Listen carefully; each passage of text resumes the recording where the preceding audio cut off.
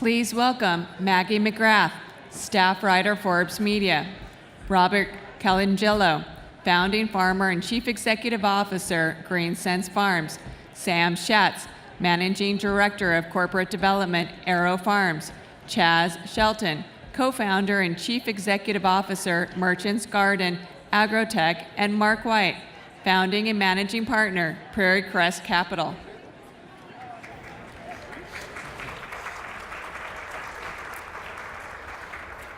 Is this thing on? Yes, it is. Great, so we're going to be talking about indoor farming, and I just wanted to set the stage a little bit for people who might not be entirely familiar with the growth potential and also the benefits. So indoor farming and aquaponics, wow, that echo is really disorienting, sorry. It brings the growing closer to the consumer. It can improve the end product. Wow, sorry guys. And the yields are vastly improved over conventional farming. So I'm going to stop talking because that's best for everyone and dive right in and ask these guys exactly what are you doing and what should this audience know about your businesses and technology and the ways you view the sector. I'll start with Robert. Thank you. I also wanted to thank the state of Indiana. We have a great agricultural program and tremendous support here for farmers. GreenSense Farms is a mature startup. Our motto is quick to fail and fast to pivot. This is a new market and you have to be very adaptable. We generate revenues in 3 ways. We build farms that we own and operate in the US, and we sell produce to our customers, and we locate these farms at our customer's location. The second way is building farms and licensing our technology abroad. We built our first farm in China last year, and we're working on a second farm in French Polynesia. We'll start in December this year, and we have a third farm in the Middle East that will be starting sometime in 2019. And then our third way is doing contract R&D. We turned our original farm in Portage, Indiana into a large-scale production R&D facility. The other thing that makes us different is that we're a systems integrator and we form partnerships with a lot of our key technology providers and our capital partner, Route One, who helps us raise capital. And we've just announced a venture with a Spanish greenhouse builder to build combined greenhouses in indoor vertical farms. What is a combined greenhouse? So building an indoor vertical farm both to germinate seedlings that can grow to maturity in the greenhouse, as well as using the vertical farm to grow leafy greens to maturity. Very nice. Sam, what do we need to know about what you do? Thank you, everybody. So Aero Farms has been around since 2004, and it was founded out of the Cornell School of Agriculture. And since then, we've built, this is going? It's okay. On, yeah. Since then, we've built about 9 different systems. We operate the world's largest vertical farm in Newark, New Jersey, where we're growing leafy greens mainly, and then selling them to multiple retailers in the region. And we use technology called Aeroponics, combined with the latest in LED technology. And then we have a vertically integrated systems approach where we actually design all of our own equipment, our own PLCs, software, and the entire systems approach, so the SOPs, the mechanical and electrical system design. And the idea is to disintermediate the supply chain, locate closer to the consumer, and as a result, really have a much faster, much higher quality product, longer shelf life than what you would typically get in the field. And from aeroponics to aquaponics. Yeah, excuse me. My name is Chaz Shelton. I'm CEO of Merchants Garden. In Merchants Garden, we're a vertically integrated urban aquaponics. So we just celebrated our 2nd year anniversary, and my role as CEO is helping us transition from our first set of milestones, which is building our first commercial aquaponics facility down in Tucson, bringing our products to market, reaching cash positive, and then the next phase of the company, which is really a hyper deep focus into our data technology, also growing our retail grocer footprint, as well as reaching out and linking arms with partners that really want to help us grow our vision. And Mark, you bring a different perspective here. I'm with Prairie Crest Capital. We're an early stage ag tech venture capital firm. We were established about 3 years ago. A part of our personal investment thesis for our fund and all of our investment activities is that renewability, sustainability are an important part of our mission, but also that ag tech is tremendously underserved and underinvested in still, even though we've had tremendous increases in the amount of venture capital and risk capital deployed in the sector. And that's particularly in light of our vision that agriculture can solve a lot of the problems that exist, not only food scarcity, food security, but also substitute materials and replacing a lot of things we currently get from carbon and petroleum. So I think agriculture can solve a lot of problems. And that's why we find indoor ag a fairly compelling potential investment. It compresses the supply chain, it reduces risk of pathogens in food, and enhances food security, enhances food accessibility, and potentially food affordability. Those are all fairly compelling value propositions. And the challenges that we see in the sector is how do you participate as an investor at an early stage level, and how do you envision that investment cycle and liquidity cycle through the life cycle of the company. And we will get to those questions a bit later, but I want to make sure we address the title of the panel, how everything is changing the definition of grown locally. So just how close is your product to the end consumer in terms of miles? I'll start with you. That's a good question, and it varies depending on the customer. We built our first farm 20 minutes away from the Whole Foods Midwest Distribution Center. It serves 8 states and 48 stores. So even though we were 20 minutes away and local, once that produce goes to the distribution center, it's hard to tell how far it goes. And we find the customer defines what's local. Some, it's within the state, it's within 100 miles, or it may be regional.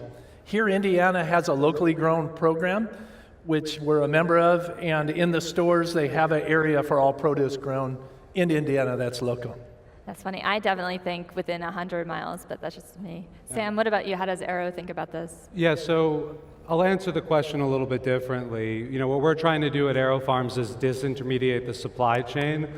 Currently, crops that are grown in Yuma, Arizona, or the Salinas area of California, when they have to triple wash the product, that product then gets packaged with all of that moisture and then gets shipped across the country with all of that moisture, which further degrades the product, reduces shelf life, reduces the nutrient density over time.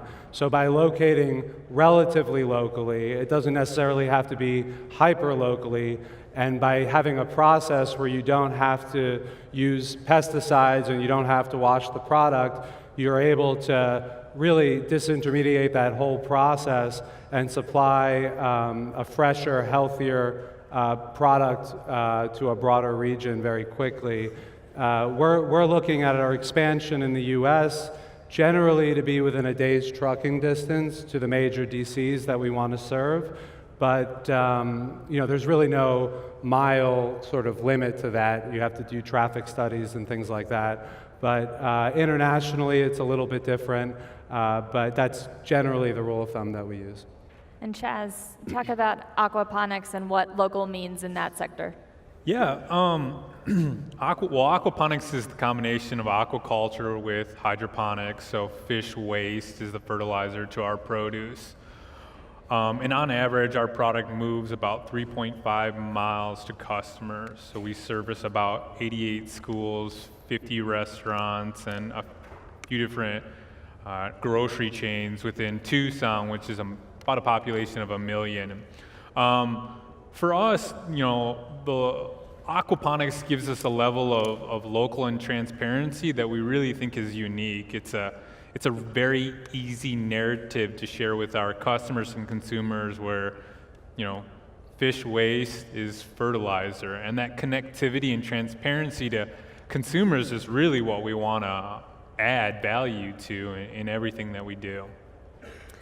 Now, on our prep call, we talked about misconceptions about indoor farming, and I think this came up last night at some of the dinners. So I want to start with Mark. As an investor, what are some misperceptions that you've had to fight through as you assess the space? I think it starts with that it's high asset based and a production agriculture environment that's going to be or is de facto commoditized. I think that's the largest thing we had to overcome with our own misperceptions. I think Robert and Sam and Chaz hit on some value props that are endemic to the category about compressing the supply chain, disintermediating, and the freshness, branding, and other value propositions that you have that do, in fact, at least for a time, decommoditize the category. So I think that's the biggest misperception that we dealt with and we hear from other investors. From the producers, responses to that? Sam? Well, I would say that it is a capital-intensive industry, and I think we're going to go into that a little bit more, but that doesn't necessarily mean it's not economically viable, and I think that's where some of the disconnect is. And certainly we're in the infancy of what this technology can do, but we've been operating a commercial scale facility in Newark now for 2 years, and we are currently selling at a cost structure that allows us to really be a price taker in the market. And despite the higher cost structures that we have in certain aspects of our business, when you add up everything, our cost of goods sold allows us to sell at a price point that's competitive currently in the organics category. And then if you look long term at this industry, we're really in the infancy of what this technology can do. And just if you look at the LEDs alone and the efficiency that those are expected to gain, you're going to see much more efficiency as we move along, not only in the efficiency per watt, but the cost per diode is also going down substantially. So I think that's one of the misconceptions. The biggest thing I see is missed expectations by false claims by some of our competitors. No one here. But claims like we're going to save the world or change the world. I see indoor vertical farming growing more produce with less land, water, and fertilizer. And we're making incremental improvements in agriculture. We're not making this cataclysmic change. So making clear, realistic expectations, I think, has been a challenge. Chaz, what about you? Yeah, I think the conversations that we have as an earlier stage venture is that, we need to go chase after $100, $200 million very early on in the business to be competitive or to win the race to that commercial application. And I think it's all relative, like it's deal flow, right? It's like looking at what milestones we're trying to accomplish. And I think if you really pop the hood to what we're trying to do and the technology there, I think it's a great fit for a lot of the portfolios of institutionals, institutional investing out there that would be interested, and they could add a lot of value in a partnership. Yeah. And I'll just confirm with you, I really think that this is part of the solution. It's not going to be the entire solution to feeding our planet, with a 9 billion person population in 2050. We really need multiple solutions, and this is one potential solution where as the economics develop and as we get more economies of scale, we can start looking at other crops. But This technology, at least ours, aeroponics and LEDs, isn't replacing row crops or permanent crops anytime soon. It's really going to be a first step to solve key issues in the supply chain of major products out there, but it's not an entire solution. So. Now, I want to go back to the capital intensity, and I want to bring Mark into this. So have you invested specifically in indoor farming? We have not yet. We've reviewed a number of different deals, and we're pretty far along with a couple of different companies in terms of our preliminary due diligence. But we had to overcome some of those misperceptions, and we had to envision a pathway that there would be a liquidity event in the company and what the returns would look like. We've had some discussions with private equity firms, and I think there's an emerging interest in different structures of investors that deploy leverage and debt with in their investments. So from an early stage standpoint, we're looking to get someone launched to get to that stage. Now that we've solved that vision of where the company ultimately, or where the companies in the segment ultimately have liquidity events and give our investors a return on investment, I think we're on a much more rapid path to making an investment in the segment. Now, I think you said on the call the capital intensity makes it a little difficult to assess, and when companies bring in the debt financing. Can you talk a little bit more about that? Yeah, we're venture capital investors, and I think the challenge is from the founder standpoint and the investor standpoint in venture capital is we're all used to things that have low marginal cost, they have low variable cost, and we prefer to make those type of investments. When you're investing in something that ultimately has to deploy large amounts of capital for acquisition of assets, that's a different investment paradigm than most venture investors look at. So you need a unique venture early stage investor to prove the concept, and I think once it's beyond the proof of concept stage, there needs to be a different mix of investors than a traditional venture-backed round A, round B, round C, round D, with people that understand leverage or different business models that deploy leverage. How have each of you approached the financing question and perhaps the debt piece? For us, our goal in the next 10 years is to build 100 farms at our customer's location. So we're looking at a combination of equity and debt and cash flow. It's much more like a franchise model where you need to prime the pump, get the first set of farms up, cash flowing, then replace the equity with cash flow and debt. So we found that there's a lot of debt out there at a very cheap price, and marrying that with the right capital investor, we see that as a good model for moving forward. Yeah, I think there's still a challenge in that equity is always more expensive than debt, and I think we at Aero Farms have been very successful thus far in raising equity, and we plan to continue to be so. We're right now launching our Series D round, and the debt is a much different story. You're telling you really have to demonstrate that the facility can provide sufficient debt service coverage to attract the amount of leverage that you want to bring on to the project. And in order to show that, you really have to have real data that you can show to the lender that demonstrates that you can achieve those milestones, and they generally want to see it at scale and over a certain period of time.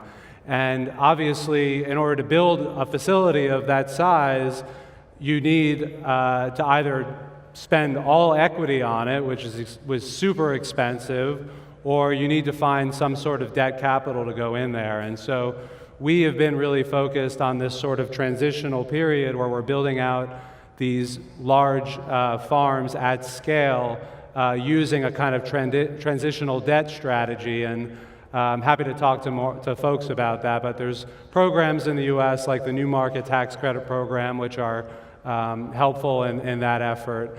And that's what allows us to date to get to the scale that we're at, and we'll probably do that for the next year or so, and then from there be able to programmatically deploy capital for multiple projects. And we have certainly ambitions to build out capacity across the globe.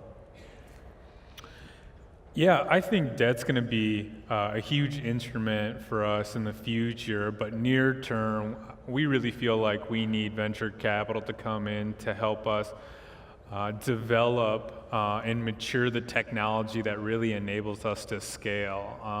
And we think that technology has applications beyond just our single facilities, but into even retail and other spaces. But yeah, as we look to grow and build more facilities, I think that's definitely going to be there and it's available.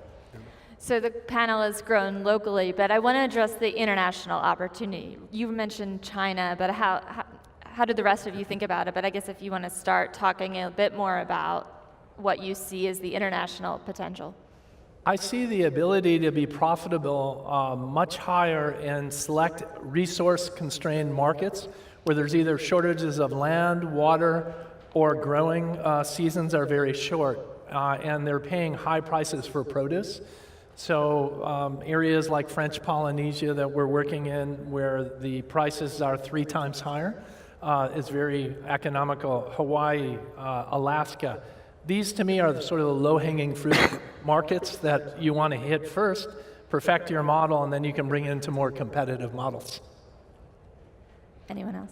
Yeah, I would say we're hyper-focused on arid climates. We're in Tucson, Arizona, and the local folks think we're heroes in there because we can grow food because no one else has ever been able to do that. And truthfully, there are the people that walk in, we do K through 12 education, and children, it'll be the first time they'll see a real live fish, which is really exciting to be able to bring that type of food and ecosystem into communities. And yeah, I would say arid climates, we're really excited about moving international in that space. Now, I'm really curious about product diversification because I think some 57% of what indoor farming is doing is leafy greens, and I love leafy greens, but you can only eat so much. And I'm going to start with Mark. I know you're not making any lettuce yourself, but I know you had questions about product diversification. So how do you look at this space and the opportunity of product? Well, thanks, Maggie. That's pretty simple. Our viewpoint is that we're looking for innovators that are going to continue to develop the ability to grow high-value crops and get into produce beyond the leafy greens. So. And how much are you guys looking at going into beyond leafy greens? I mean, we're in corn country now. I think fundamentally Aero Farms is a company that is really focused on trying to understand as best as anyone how to grow plants, specifically controlling the environment and creating an optimal set of circumstances so that you get the best possible leaf. But that's not just a leaf of leafy greens. We're looking at leveraging the data that we've been able to get out of our facilities to do lots of other innovative stuff. And we currently have a research and development facility that's dedicated to growing many other crops, but certainly in the near term, leafy greens is what we've proven to date, but the strength of our systems and the LEDs and the aeroponics and the data management systems allows us to do much more. Right now, our systems, the actual racking systems, are somewhat constrained just simply by the engineering of those towards growing leafy greens, but there is tremendous potential outside of that crop. And one thing I'd like to add is it's very important to be working with the seed breeders. Most seeds are bred to grow outdoors, so we're working with our seed breeders to get the attributes to have seeds bred to grow well indoors under LED lights. And once we start to crack that code, we're going to be able to grow a wider range of crop at higher densities. That's a really good point. Seed breeders, find these guys. We only have a few minutes, but are there any questions out there? Any burning queries for our panelists? Yes. I think a mic is coming. So we're at a tech conference, so what are your biggest tech challenges? Like, we've got a lot of smart people here. What do you need from the technologists who are listening? You took one of my last questions. Go for it. Well, in Chicago, we've got a saying, if the blues had a baby, they'd call it rock and roll. And I think the same analogies here. If a greenhouse had a baby, it'd be a vertical farm. And right now, vertical farming is very new. Greenhouses have been around for 100 years. And there's a paucity of government funding and funding sources to fund basic research. We need R&D dollars at the mechanical level to perfect growing systems, automation, and conveyance, and on the horticultural level to figure out all those issues from seed breeding to crop densities to optimize growth in indoor farms. Anyone else on what the technologists out here could bring to you?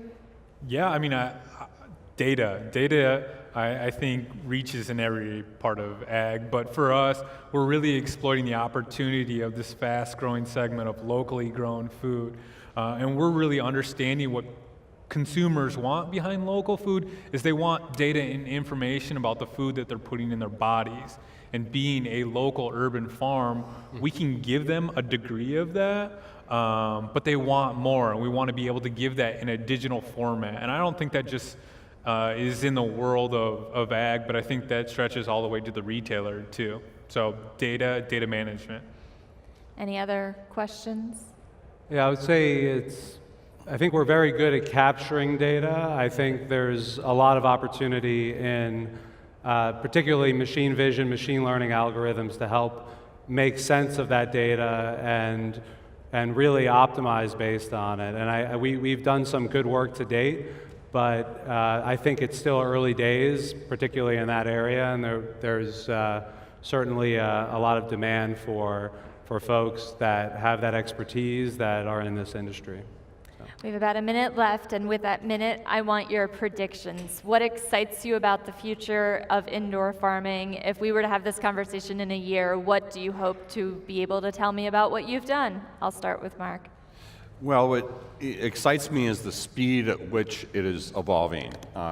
If I were to go back 12 months ago and look at some of the proposals we got from early stage startup indoor ag companies, it's evolved tremendously in terms of the business models, the technology deployment, and the vision. And I think that's going to continue to rapidly change and have a dramatic impact on our supply chains of fresh food and food availability and accessibility and affordability of fresh local produce. Yeah.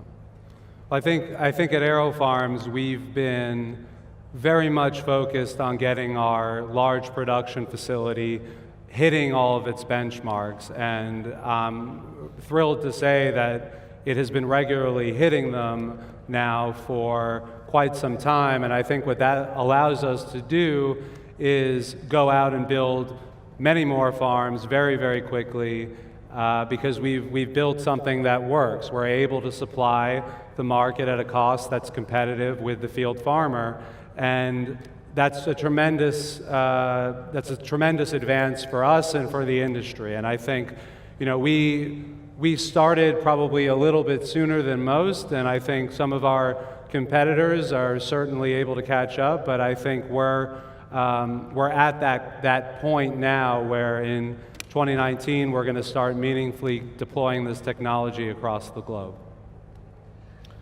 I think for us, if we were to dream, we want to be the intersection between rural America and big ag.